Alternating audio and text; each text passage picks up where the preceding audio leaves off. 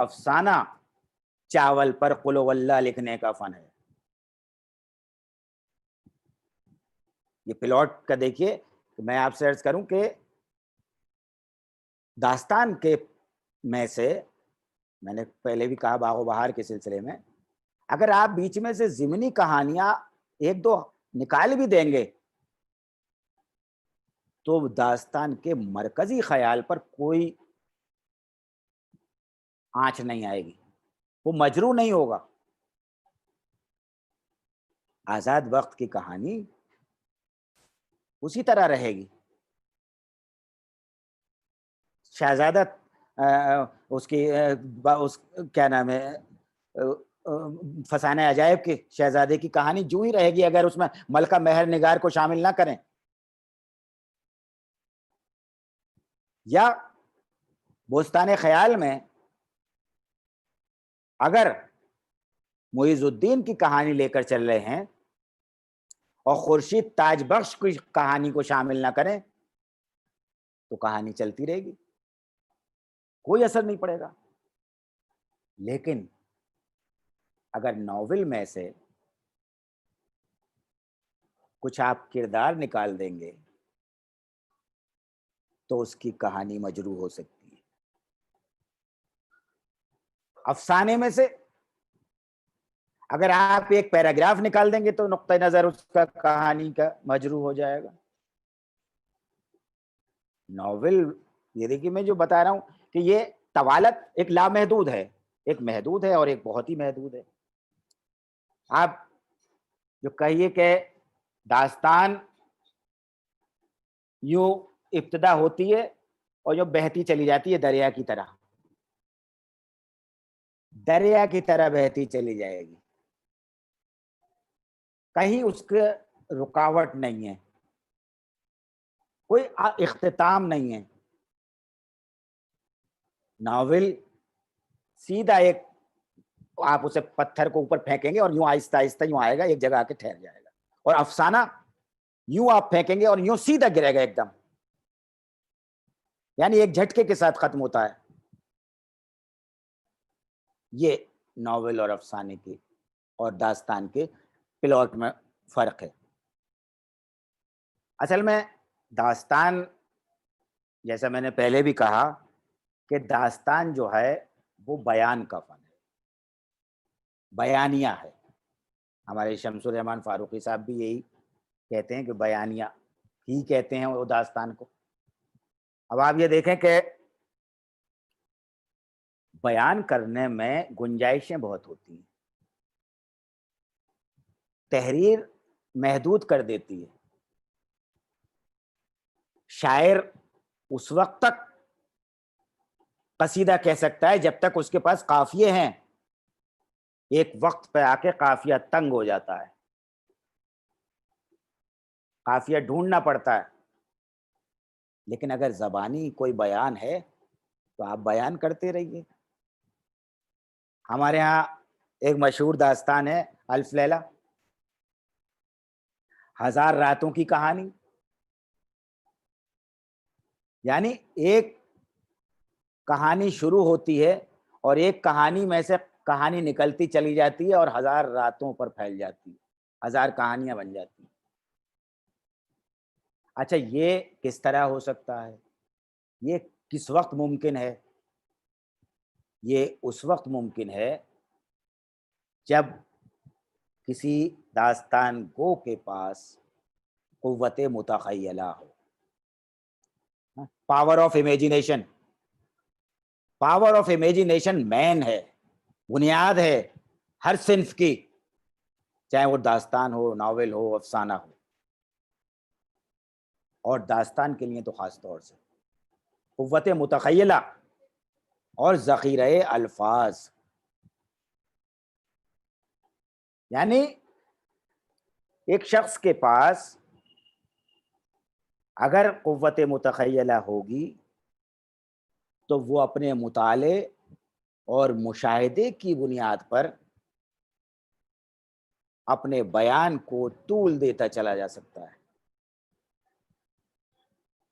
میں آپ سے عرض کروں کہ ہماری جو طویل داستانیں ہیں وہ طویل داستانیں تحریر نہیں ہوئی ہیں، بیان کی گئی ہیں اور کاتبوں نے اسے تحریر کیا ہے۔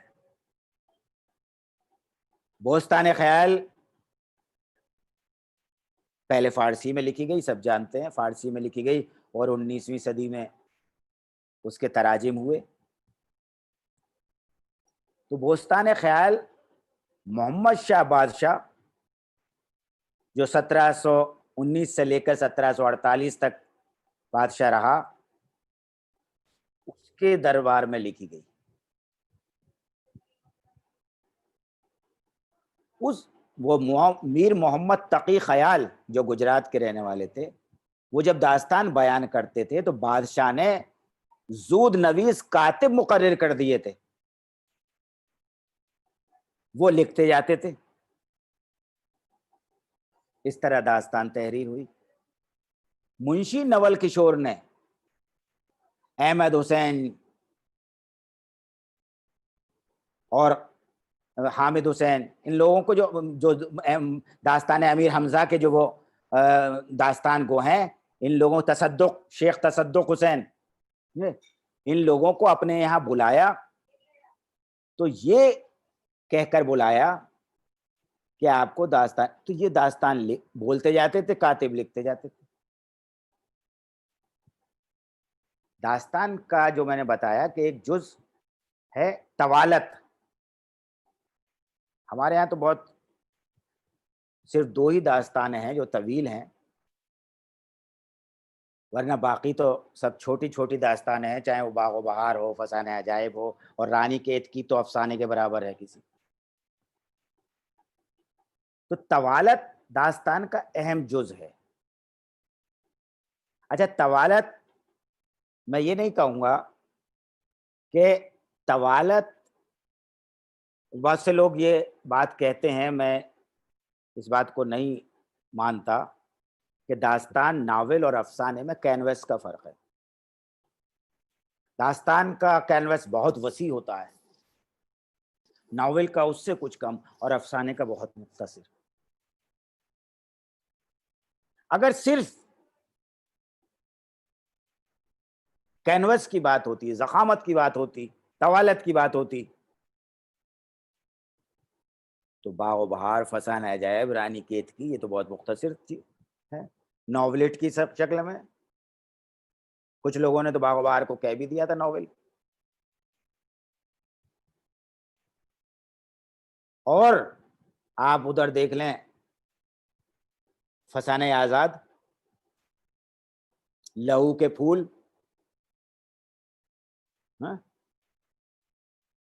بھئی لہو کے پھول فسانے، اب آپ موجودہ عہد میں ہمارے ان کا فاروقی صاحب کا کئی چاند تھے سرے آسماں، 700-800 پیج کا،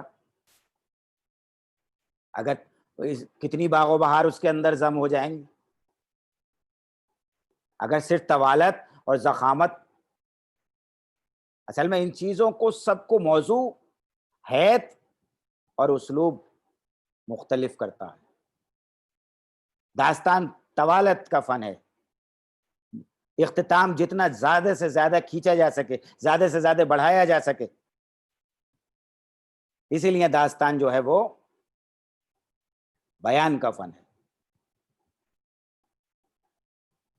جتنی قوت متخیلہ اور ذخیرہ الفاظ داستان گو کے پاس ہوگا، داستان گو اتنا ہی کامیاب ہوگا۔ میں ایک چھوٹی سی مثال آپ کو دیتا ہوں کہ لکھنؤ میں نواب آصف الدولہ کے یہاں ایک داستان گو مقرر تھا۔